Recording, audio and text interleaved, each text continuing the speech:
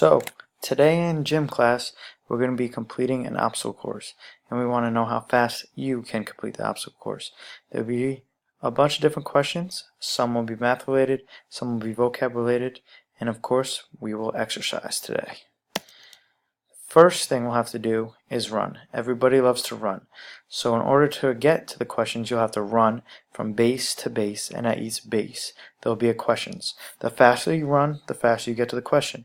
The faster you answer the question, the faster you get to run to the next question, and so on and so forth, and the faster you finish the obstacle course and beat the other team. Of course, there is a penalty. You may stumble across a question that you may not know, and if that happens, you'll have to complete 50 jump ropes. We're over jump roping in class, so if you do get a question wrong, that is what you do. Or if you feel like it may take longer to answer than to do 50 jump ropes, you can pass and complete the jump ropes. There will be a series of obstacles that you must complete in order to reach the next question. One of those obstacles is a hurdle.